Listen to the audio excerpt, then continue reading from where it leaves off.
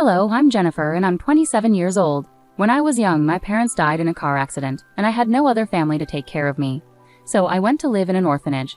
After 3 years, I was adopted by a wealthy couple. My adoptive parents were billionaires, so I had a very comfortable life.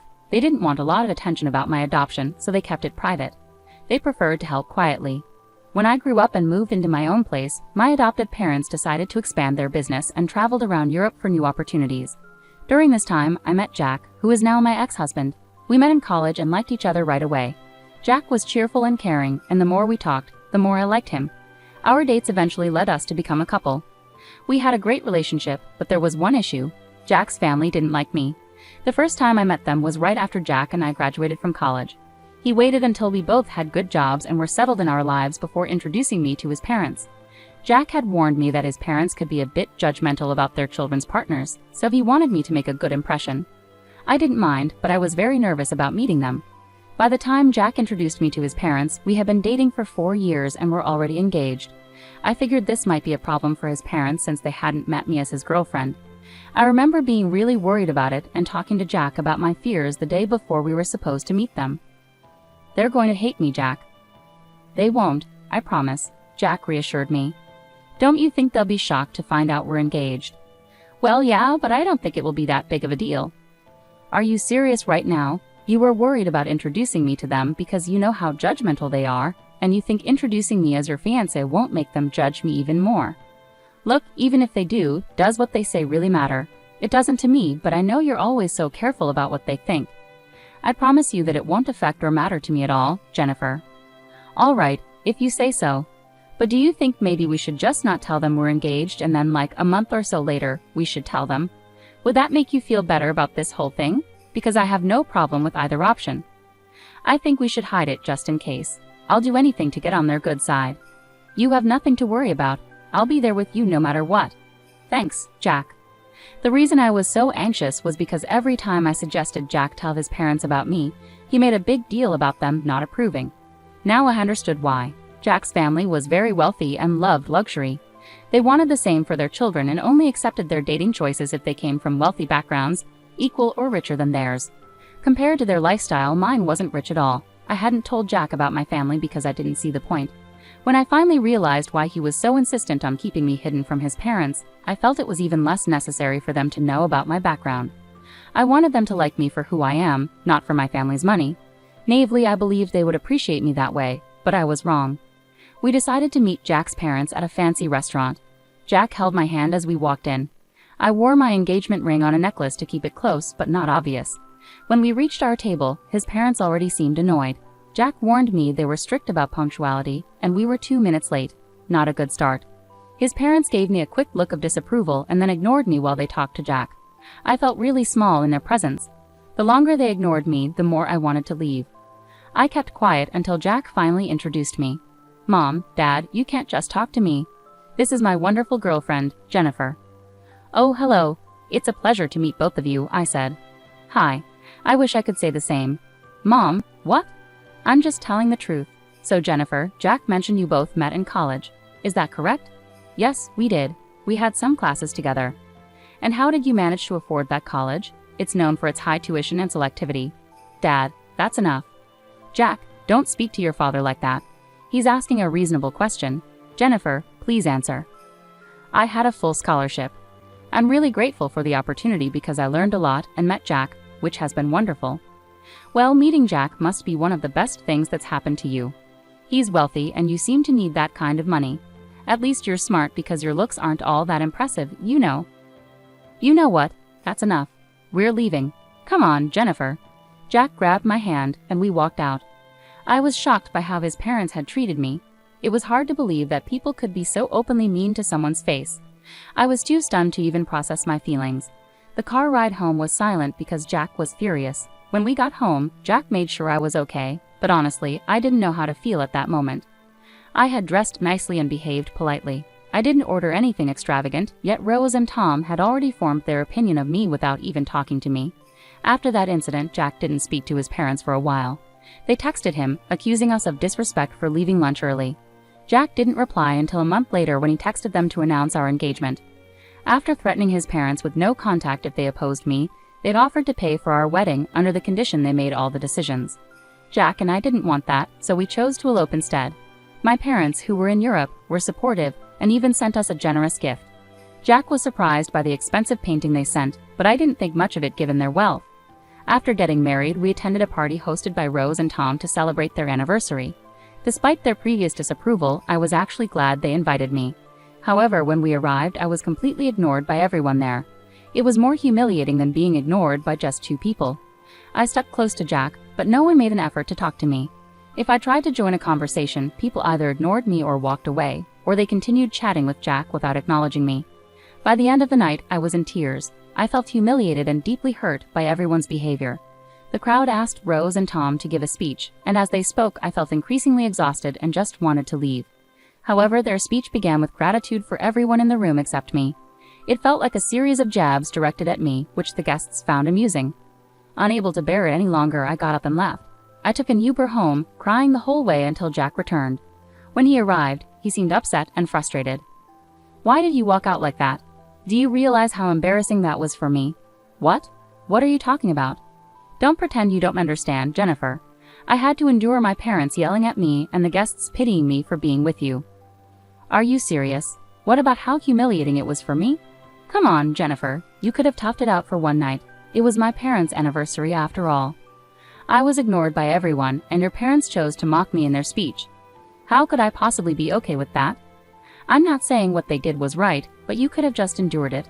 I would have talked to them about it afterward. What good would that have done for me? I don't like being in situations where I'm humiliated.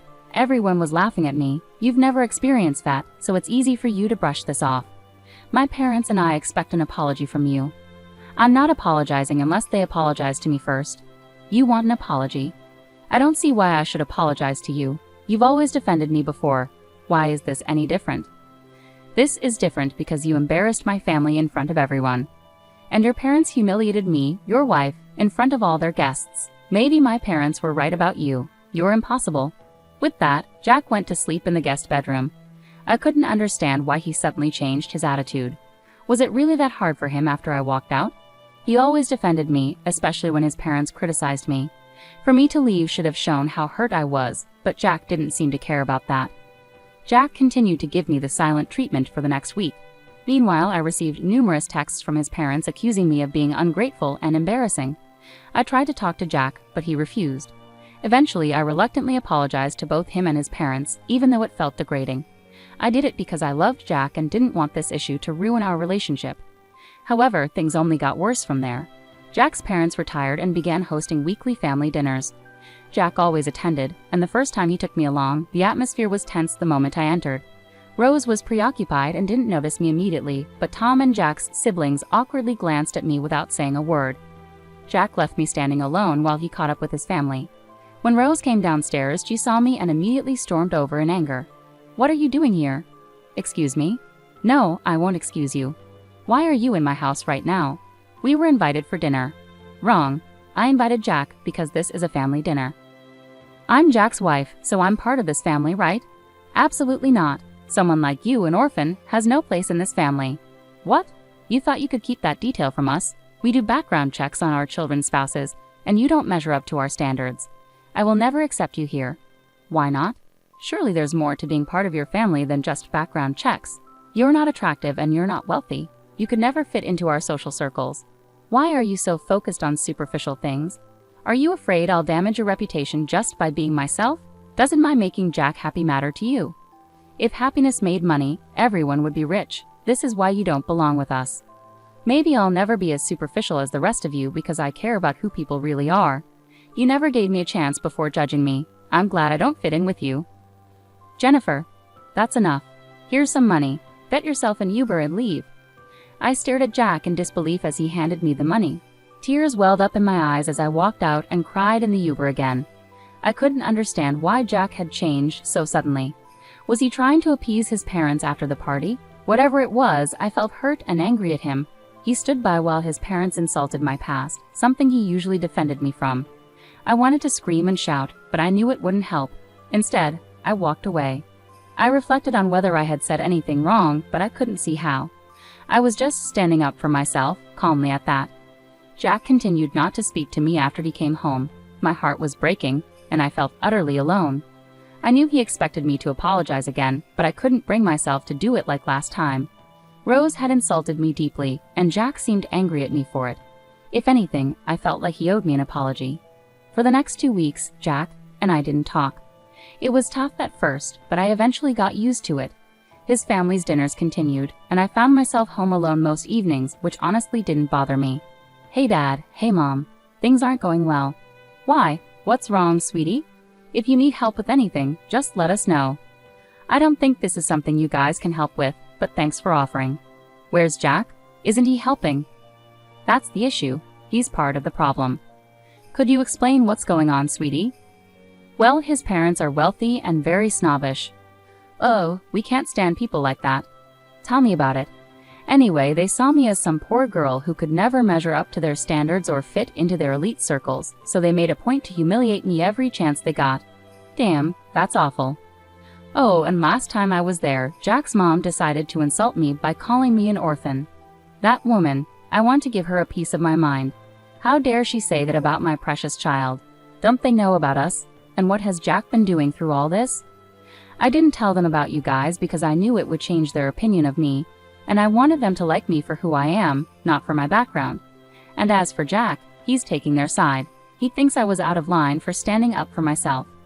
Honey, are you sure this is the man you want to be with? I love him a lot, but this isn't how I imagined things. We haven't spoken in 2 weeks, and surprisingly, I'm okay with that. All right, sweetie, I'll connect you with one of my friends there. Don't worry about us not being able to help. Actually, we might be able to help you get some sweet revenge. Huh? What do you mean?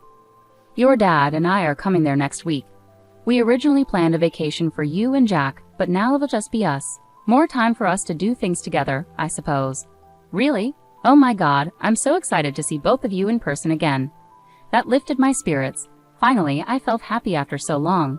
The three of us continued chatting. Dad discussed his plan to assist me. Eventually, he asked about the location of these dinners Jack's parents hosted. As far as I knew, they alternated between their home and restaurants. Conveniently, the upcoming week's dinner was scheduled at a restaurant. I needed to find out where exactly it would be held so I could tell my parents. Luckily, Jack's email was logged into my phone, and knowing Rose and Tom, they loved to email everyone everything. It wasn't difficult to find the location, and I passed it on to my parents. My parents landed in the States and checked into their hotel, where I met them. We had lunch together, and then they treated me to a spa day they paid for because they thought I deserved it. Meanwhile, my mom's lawyer friend helped me start the divorce process. Later, my parents walked into the restaurant where Jack and his family were dining. According to Dad, as they approached the table, Tom and Rose started whispering to each other, recognizing Dad. Mom later told me how their conversation unfolded. Hello. Oh my gosh, Mr. Burns, what brings you here? Oh, I just happened to see some familiar faces and thought I'd drop in to join you for dinner. Familiar faces? Who are you referring to, Mr. Burns? Well, I see Jack here. Me? Well, hello. It's a pleasure to meet you. Your daughter talks about you a lot.